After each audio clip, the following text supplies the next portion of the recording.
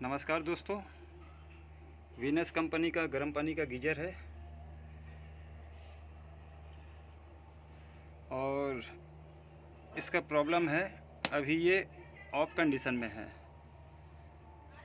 अभी ये बंद पड़ा है, ऑन करने पर चालू नहीं होता है। इसमें एक एलईडी है, वो भी नहीं जलता है। तो चलिए देखते हैं इसमें क्या प्रॉब्लम है जो ये पानी का गीज़र बंद कंडीशन में है। तो इसको बनाने के लिए हमें सबसे पहले इस कोड को चेक करना पड़ेगा। हम मीटर द्वारा या कंटिन्यूटी टेस्टर से इन दोनों पॉइंट को चेक करेंगे। अगर इसका कंटिन्यूटी सही आता है तो इसका वायर ख़राब है, आगे कुछ ना कुछ गड़बड़ी है। तो सबसे पहले हम इसी को चेक करते हैं। तो मेरे पास यहाँ एक क्लाम मीटर है।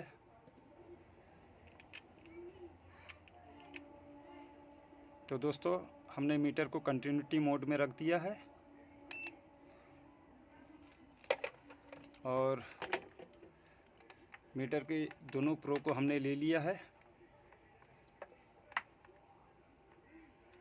अब दोस्तों, पावर कोड के फेस न्यूट्रल दोनों पॉइंट पे हम मीटर के दोनों प्रो को लगाएंगे। अगर बीप की आवाज़ आती है या इसमें कोई भी नंबर दिखाई देता है तो समझ लीजिए कनेक्शन सही है कॉर्ड का, या नहीं सुनाई देता है तो समझ लीजिए कॉर्ड ख़राब है या फिर आगे कोई प्रॉब्लम है। तो नहीं, अगर कंटिन्यूटी नहीं भी आता है तो इसका मतलब नहीं कि ये कॉर्ड ख़राब है, आगे कुछ भी ख़राब हो सकता है। तो हम लगाते हैं। तो देखिए कोई भी साउंड मीटर से सुनाई नहीं दिया और ना ही कोई नंबर मीटर में आया। तो यहाँ पर एक स्विच है, हम उसे भी चालू करते हैं। इस स्विच को और देखते हैं। स्विच चालू करने के बाद भी कंटिन्यूटी कुछ भी नहीं मिला हमें मीटर में।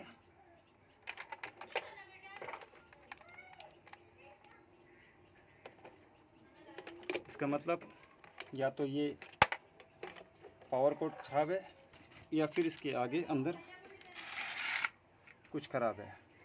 तो पावर कोड चेक करने के बाद अब इसके बाद बारी आती है यहाँ पर जो स्विच लगा है जो ऑन ऑफ करता है इसकी। तो उसे चेक करने, स्विच को चेक करने से पहले हम इसके ऊपर के ढक्कन को खोलेंगे, क्योंकि इसके अंदर से कनेक्शन स्विच पर गया है। तो हमने 4 स्क्रू पहले से इसका निकाल दिया है। तो इस ढक्कन को हम खोल देते हैं और इसके कनेक्शन को हम देखते हैं। तो ये रहा पावर कोड का कनेक्शन, जो पावर कोड।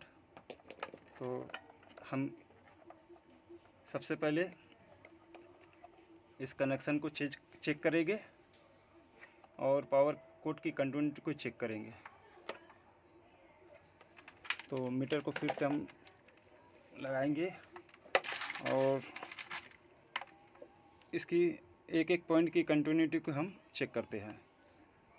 तो किसी भी एक में हम रख देते हैं मीटर की प्रो को और इसके दूसरे सिरे पर हम मीटर को लगाते हैं। तो देखिए बीप की आवाज़ आने लगी है, कंटिन्यूटी सही है, इसका मतलब ये कनेक्शन सही है। अब हम दूसरे को चेक करते हैं। तो फिर से वही काम। तो देखिए बीप की आवाज़ आने लगी है और मीटर में कुछ नंबर आने लगा है। तो इसका मतलब ये सही और ये भी सही है। अब तीसरे को हम चेक करते हैं। ये अर्थिंग का पॉइंट है। तो अर्थिंग बॉडी होता है, तो बॉडी के किसी भी जगह में हम टच करेंगे तो देखिए बीप की आवाज़ आने लगी है, इसका मतलब ये पॉइंट भी सही है। तो पावर कोड एकदम सही है, यहाँ तक सप्लाई मिल रहा है। अब इसके आगे का सप्लाई इस स्विच में गया है इसके बाद हम स्विच को चेक करेंगे।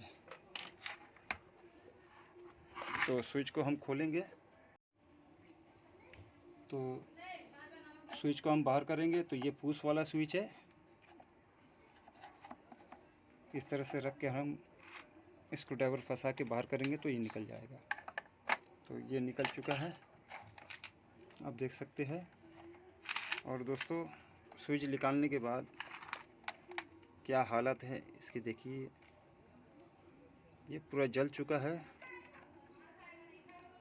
देख सकते हैं आप, पूरी तरह से जल चुका है।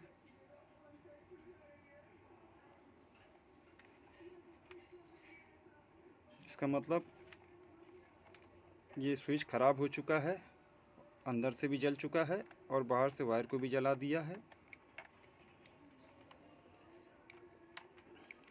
ये देखिए टूट चुका है। तो दोस्तों, हमें इस गीज़र की ख़राबी मिल चुकी है। क्या ख़राब है इसमें, तो हम इस स्विच को बदलेंगे, उसके बाद हम गीज़र को चालू करके देखेंगे। तो हमने मार्केट से इस स्विच को लाया है, आप देख सकते हैं। इसमें जो स्विच था 16 एम्पियर का था और हमने लिया है 30 एम्पियर का। इससे थोड़ा अच्छा है ये स्विच, एम्पियर ज़्यादा है, ये जल्दी जलेगा नहीं। और उसके बाद कुछ कनेक्टर भी है मेरे पास।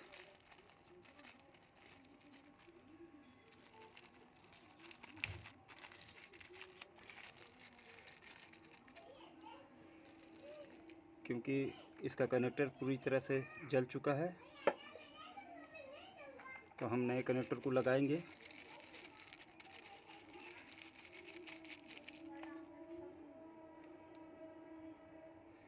तो चलिए अब हम इस काम को कर लेते हैं। इन सभी वायरों को हम काटेंगे, तो इसके डायरेक्शन को देखेंगे हम। एक तरफ ब्लू ब्लू और एक तरफ रेड रेड। तो हम सभी वायर को काट देते हैं।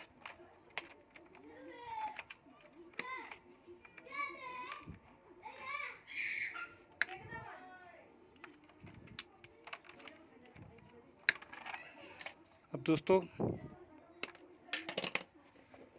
हम इसमें नया कनेक्टर लगाएंगे। कनेक्टर लगाने से पहले हम वायर को छीलेंगे।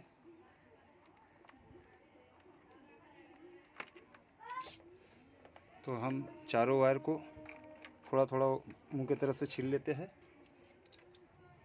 तो दोस्तों, हमने 4 वायरों को छील दिया है मुंह की तरफ से। अब उसके बाद इस तरह का रबड़ लेंगे हम। ये रबड़ इसमें लगाएंगे, और इसलिए लगाते ये इस रबड़ को, इसमें जब हीट दिया जाता है तो ये सिकुड़ के कनेक्टर को पकड़ लेगा।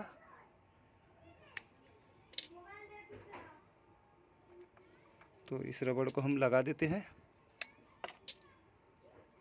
हीट रबड़ है, हीट देने से ये रबड़ सिकुड़ता है।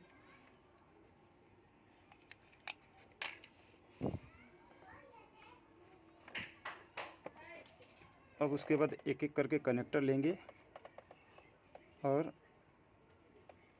इसमें लगाएंगे।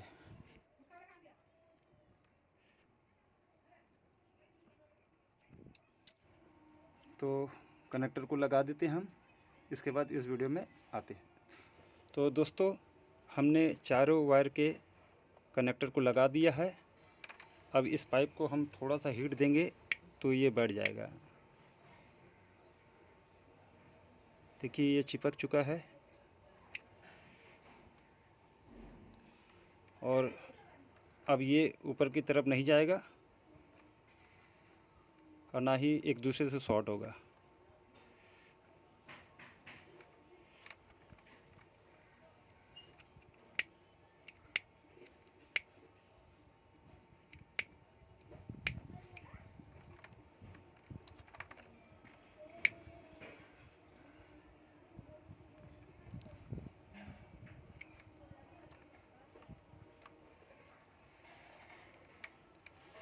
तो देख सकते हैं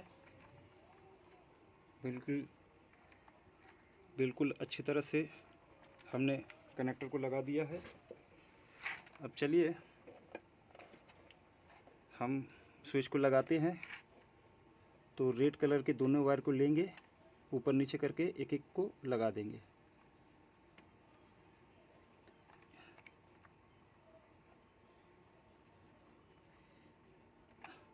उसके बाद ब्लू वायर को लेंगे, उसी प्रकार से लगाएंगे।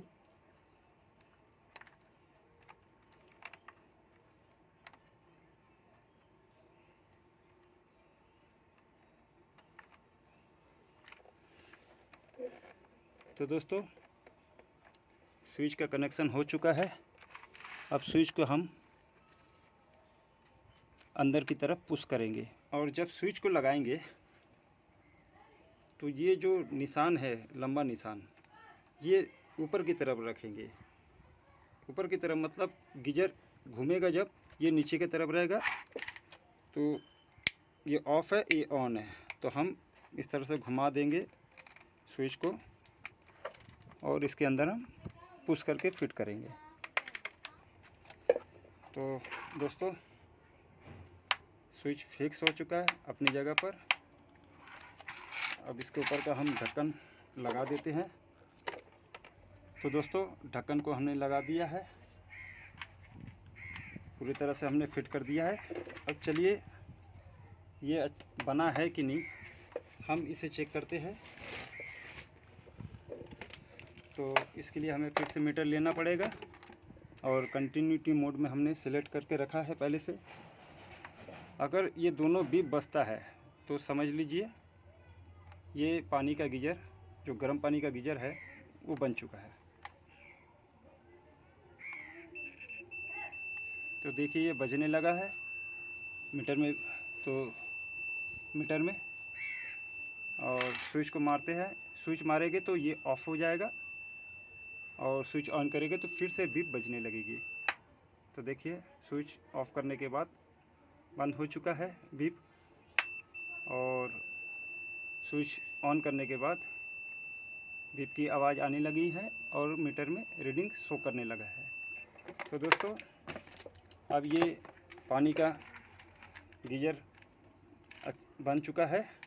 अब हम इसे घर में लगा देंगे और इसका इस्तेमाल करेंगे। तो दोस्तों अगर आपको ये वीडियो ज़रा भी अच्छा लगा तो मेरे चैनल को सब्सक्राइब कीजिएगा और बेल आइकन को ज़रूर से ज़रूर दबा दीजिएगा। वीडियो देखने के लिए धन्यवाद दोस्तों।